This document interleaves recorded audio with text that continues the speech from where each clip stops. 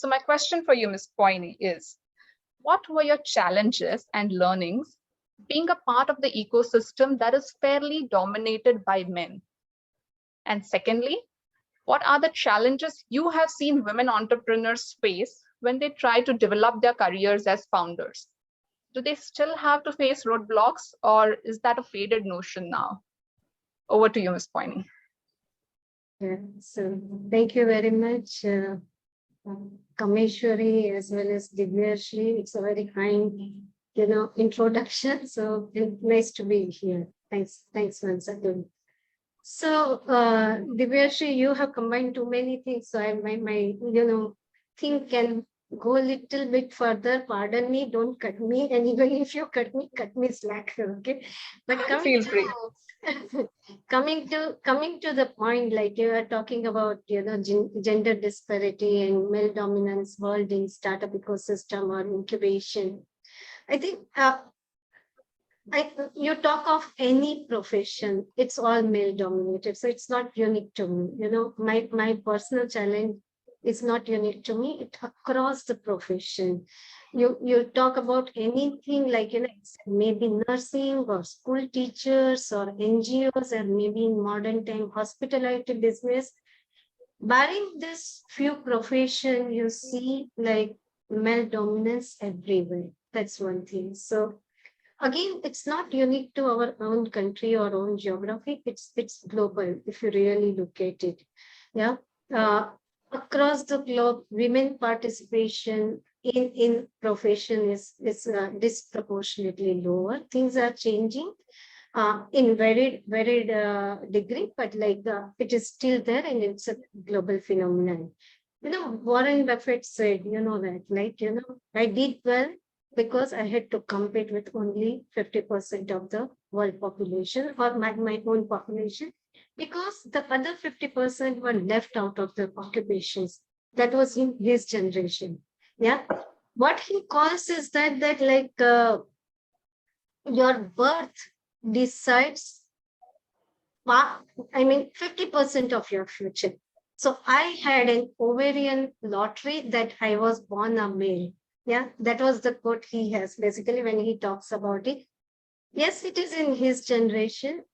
I started my corporate stint sometime in mid-80s, and in maybe 100 or team, maybe more than a dozen of male managers, I was the only female manager. Very intimidating. But that was the scenario in my generation. When we look at in this generation, things are changing, but I think we are too far from being even. So this challenge is, if you look at it, I think it is across for all of us, and we need to debate, independent of the profession at a societal level, at a gender level. But since you talk about stuff like, especially startup and businesses, let me share some of the stats here, right? Of all micro, small, and medium enterprises, MSME, what we call it, right? And micro enterprises also include Griho Udyog and those kind of enterprises where female representation is significantly higher. Yeah. Of all MSME in India, less than 30 are owned by women. Yeah. Of all startup founders in the country, in India, I think just 14% are represented by women entrepreneurs. Yeah. One more number, not for our country, but we are no better than this. Of all investment that has gone into startup in the US in last 3 years, it is average, just I think in the range of 2 to 3% has been invested in women-led startups. And such a disparity is so stark here, right? Women contribution to India's GDP, it's just 17%. Globally, it's much better, 37%, but far from being even. So these are the situation and statistics that we are living in the condition, despite all talks about women empowerment, all noises around around women empowerment or women gender disparity in professions, so on and so forth. Yeah, around Women's Day, despite so many schemes of the government, NGOs, corporates, these are the real numbers as of now. And I think there are obvious challenges of that, right? You talk about women entrepreneurship.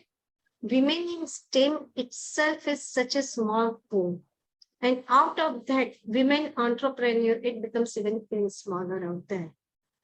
Starting, I think my colleagues would have better data, and some of them, if they are into entrepreneurial journey, perhaps they may present the things better than what I can present. But starting out a venture or running a business is not a joke. It's really, really arduous thing, especially like, you are a 2 to 3 year old entrepreneur. It's 24/7 job. It's you have to do peon's work, you have to do clerical work, and you have to do all the strategic as well as sell your, the products and solutions. Yeah. And this is what founders do, because they're very scarce of resources. And women doing it, like, combining with all other roles, I think it's very, very challenging for them. So this is one aspect. Another aspect is actually a societal and systemic aspect. Like, so like, one is that you see any corporate, yeah, entry level, you see a large number of women, yeah, comparable, like, comparably large number of women. As they go up high in the hierarchy, that number is going down, because women actually drop out of the corporate job in mid-age, yeah, given their familial or social pressure, or maybe responsibility. And it's so intuitive for us, or it's so natural for us when it comes to our social responsibility or family responsibility. It's women who take, step back, and not really men. So it's basically, the structure itself is a flaw, that we intuitively handle that role, and we basically step back from our corporate or entrepreneurship or whatever. Personally, the challenge for me when I was working is that as I went up, my community of women colleagues getting smaller and smaller. And then it becomes very lonely if you really think about, gender. Basically, you become very conscious about your gender. Yeah. So that's a big challenge out there. So this is like second thing. But more thing is that there are subtle biases, not obvious. I would actually like to wish or believe that we are getting better there. But unfortunately, we are not really getting better there. Subtle biases, and I'll give you a couple of examples, right? I'm just quoting 3 or 4 or 5 unicorns. I'm talking about unicorns, even like, so everyone knows about this company, right? Baiju. Baiju is known by Baiju Ravindran. The co-founder is Divya Gopinath. How many of them have heard of it? Yeah. MobiKwik. Again, co-founder is Upasana Taku. How many of them have heard of it? It's all male colleagues who are getting basically visibility in media, visibility in interaction with startups, and so on and so forth. So these are the subtle biases where women basically don't get really, really prominent, role or visibility, despite they are putting equal amount of work, that, toiling in an equal manner, maybe even harder, because for us, it's even to prove ourselves, we put even, more effort than our counterpart. No offense to the men who are listening to this, but that's a fact. Yeah. Sometimes you struggle, even you go to smaller places, tier 2, tier 3 town, and you go to smaller offices, you struggle to get even good facility. In my first job, I didn't find a washroom dedicated for me. Yeah, I had to share washroom, which was basically being used by men.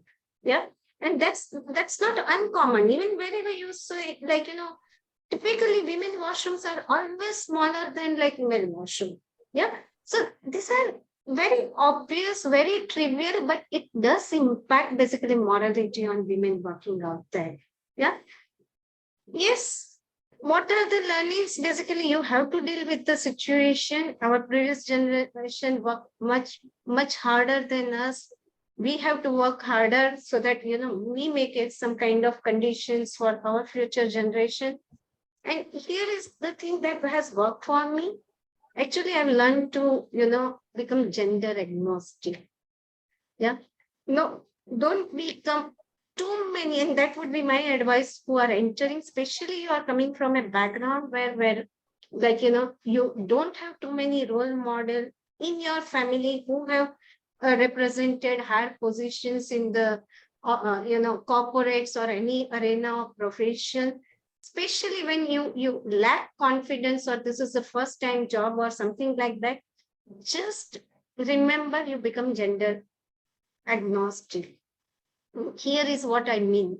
Like, you have to demand as much as what you deserve, as much as your male counterpart, be it quality of work, be it pay, be it promotions. Yeah, you need to be really vociferous. And actually, I had to do it, and like, I'm not ashamed of it. Yeah.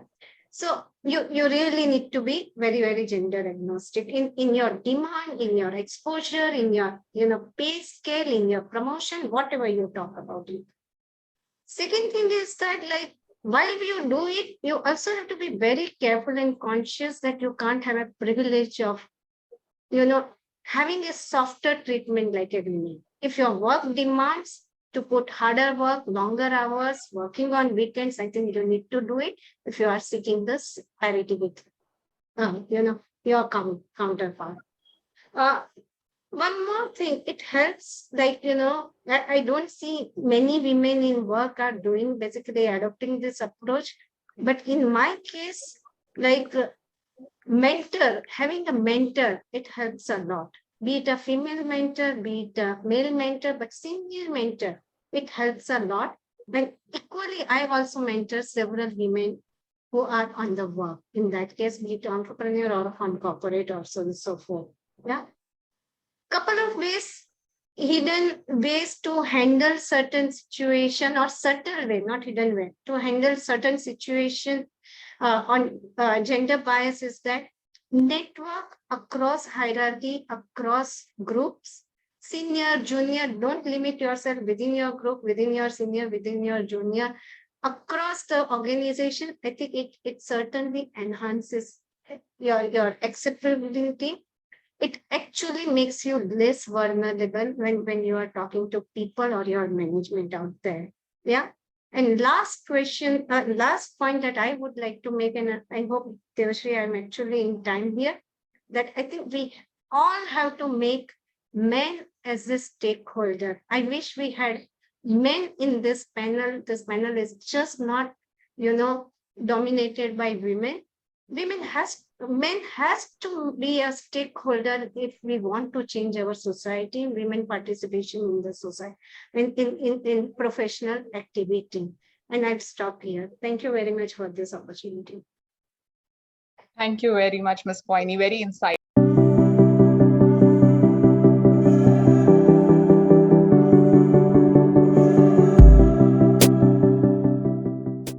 Quickly coming to the question that I have for you, Dr. Trissa.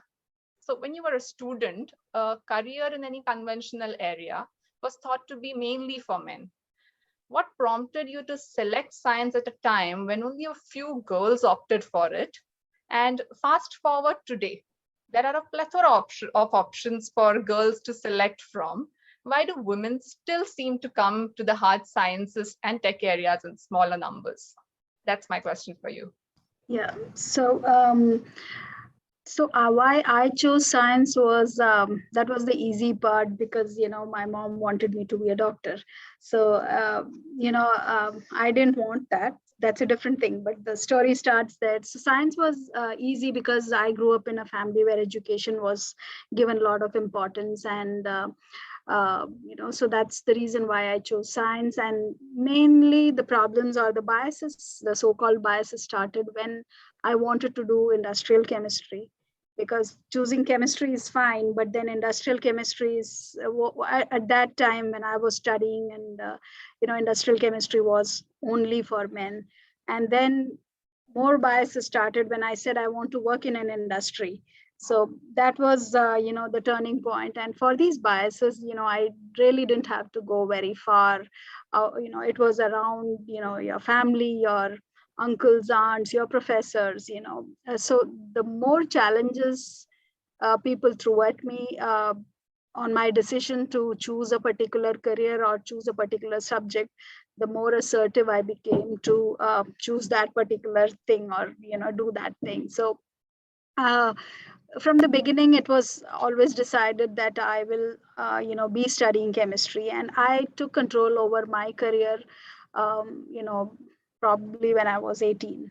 So that, and that's the message that I would give to anybody who comes to me for mentoring these days is have control over your career. Let not your parents or your friends or your professors decide what you want to do, because uh, for everyone there's a trigger. For me, the trigger that led to change in you know me being more assertive or more focused towards my career is when I got campus selected in Lipin Laboratories. One of my professors said that you should not take that offer, because you know what, next year you'll get married and you will leave the job. Leave it to a boy who will have to run the family. And that was a big bias that those days it was okay for somebody to say something like that. Nowadays, if somebody says like that, it's a big issue. But that kind of was my trigger point on how can I give control of my career to somebody else. And so that's how it started. And then I took multiple roles, and then even I got married, and then I decided to do my PhD, and then I uh, went back to the industry. So I always wanted to be in the industry. I did academics for some time, but then I thought that that's not something that I would want to do for a long term basis. So then I again went back to industry, and I joined the oil and gas, which was another sector which is purely male dominated. And that's where very very few women go there. So I worked as in technical services, where people, those days it was mainly all communication was through emails. And so I was working with this guy in Africa for almost a year and a half. And then he always thought that I'm a guy. I mean, I'm a man. And I met him in Houston in one of our leadership events. And, we were having a good group discussion, and he was sitting right across me. It just happened that he was a part of my table. And when he saw the name, my plaque on my, on the board, this thing, he said, "Oh, you're Trissa Joseph. You are a man." I said, "I'm not a man." He said, "No, no, I always thought you are a man." So, so that always happened, that, many people, because of, the positions that you take, they, they still believe that, okay, this is a position that should be held by a man. Those were the decisions that I mean, I personally had to take some difficult decisions in my career, because I knew what I what I wanted from my career, or where I wanted to go from my career, what are the roles that I wanted to take. So when somebody comes for mentoring to me, this is what I share with them, that don't allow anybody else to take control of your career, because there will be a lot of people who will tell you what to do, but eventually it's your life, and you need to have control over it. There will be multiple reasons why you are even to answer your second question on why still women take those decisions, and very few of them even though there is a plethora to choose from. The reason is these biases are still there, and men and women are all, not only women but all men are also surrounded by these biases, or fall under pressure to take those things. There are men whom I know, they wanted to do arts or things like that, but their families never allowed them. So because you are a guy, how can you take arts or something like that. So even now, we are bound by stereotypes, and I know that these stereotypes are not going to go away. These stereotypes are going to be there, and it's we who will have to decide, what we want to do, and where we want to go, and we need to find out the biases that are stopping us from going there, and then break these biases. So identifying these biases are very important in your life, so that you can kind of steer your career through those biases and reach your goals. So uh, so with all the experience that I have, I still feel that what I want to do as a leader, or is to share my experience, and to mentor and handhold people who are still facing these biases.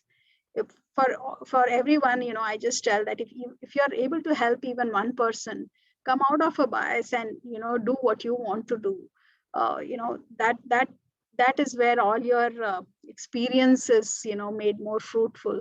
So men or women, everyone goes, has to deal with these biases, and they need to overcome it. And as women, the challenges are more, as Poyni clearly pointed out, that yes, women have more challenges, but it's up to you to decide how long you want to work, how long you want to be in the office. And like if you want to work on a Sunday, there were times when I was my daughter was very small, and I had to come to work on a Saturday, and I used to bring my daughter. So so those are things that you can do, and you will have to create that culture in the environment that you are working in, where it is okay to be a mother, it is okay to take a break, it's okay when you can when you decide that it, this is what I want to do. So uh, unless we decide on where we want to go and what we want to do, other people will be there to take control over your life. Thank you. Thank you so much, Dr. Trissa.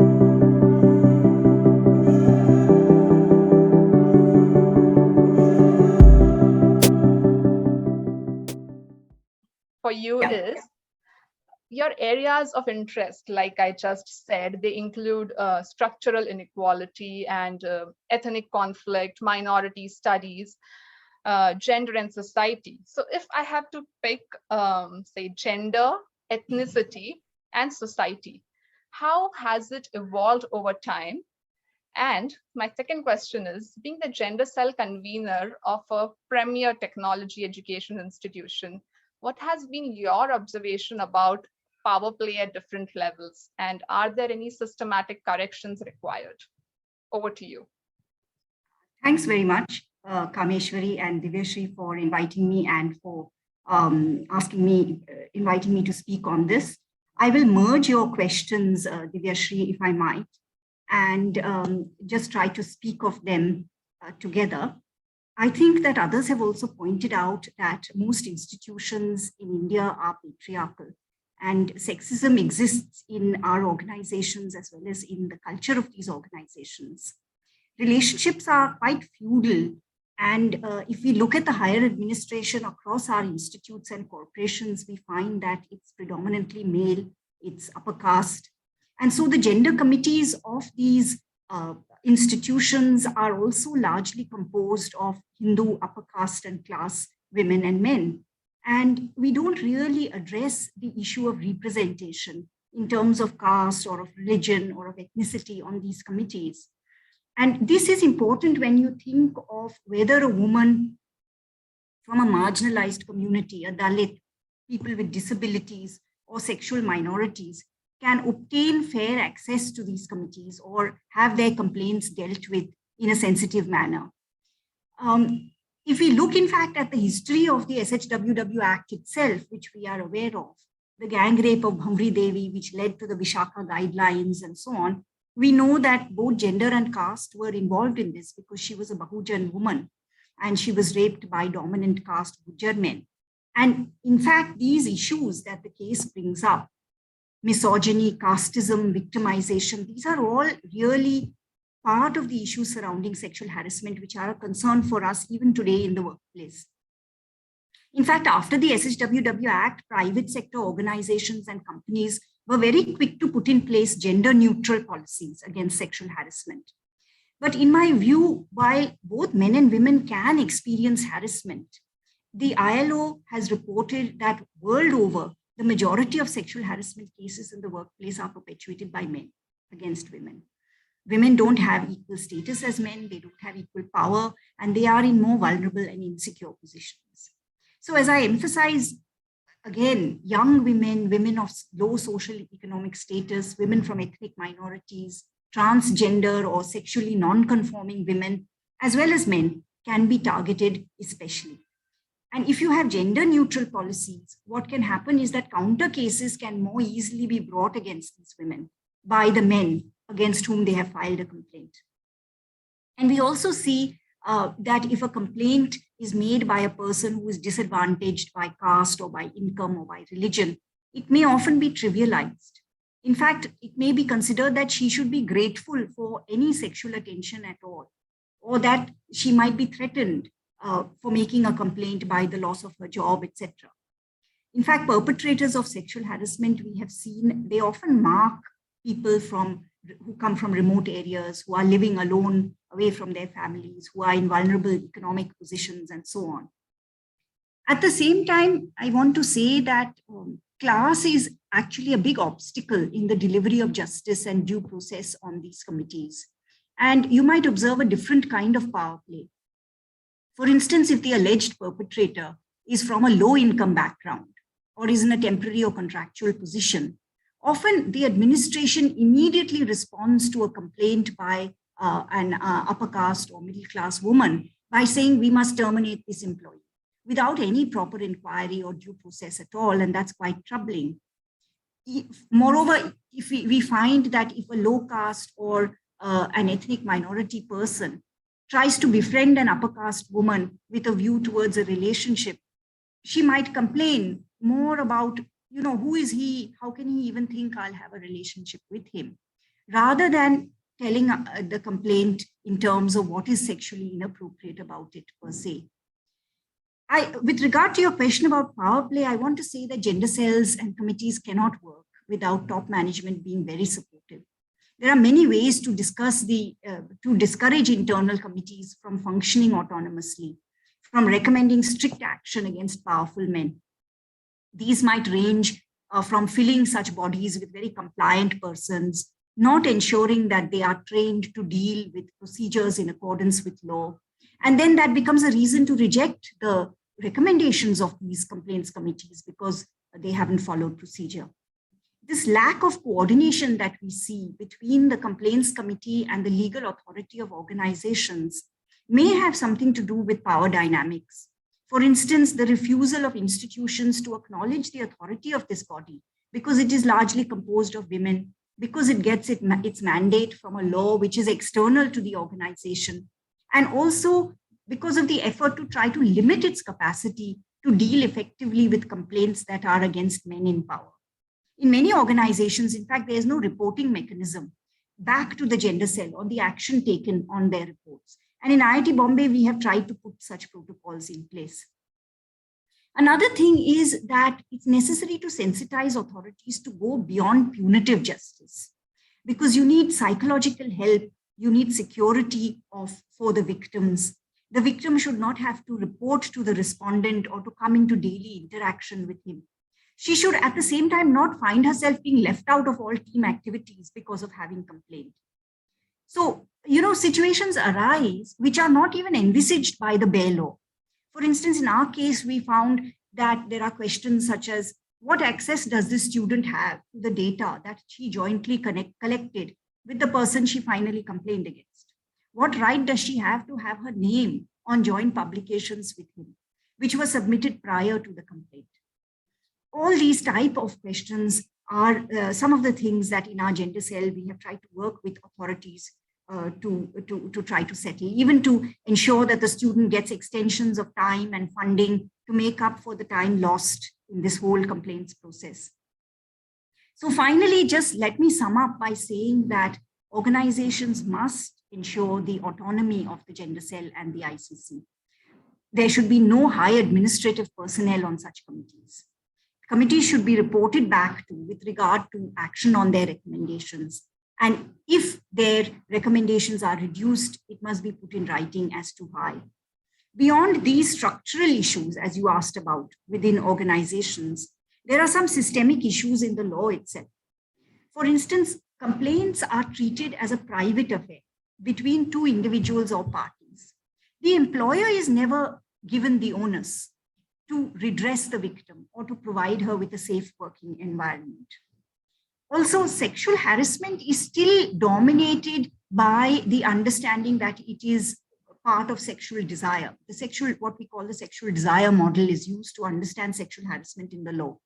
But world over, it has begun to be recognized that attraction and a desire for sex is less often the basis of workplace harassment. Actually, what is far more pervasive is the hostility, aggression, the bullying. And that is much more about power than it is about sexual desire. And it's also very deeply gender-based. This kind of bullying might involve invasion of personal spaces, using sex-specific derogatory names, paternalistic behavior, making offensive remarks or jokes about a particular gender, and so on. These forms of harassment frequently target those who are marginal by status, by religion, by ethnicity, by caste, and they have very little power in the organization. Finally, in institutions like ours, there is mandatory reporting of the annual case count to the government. On the one hand, you might say this has accountability benefits. On the other hand, it could actually work to decrease or show lower numbers. So these type of matters go beyond individual organizations, and they may require systemic address. And I feel that perhaps networks of committees and complaints cells across the country, across institutes, might become effective pressure groups in this regard. So I'll stop there and hope I was within my time. Thanks very much. Thank you. Thank you very much, Professor Robinson.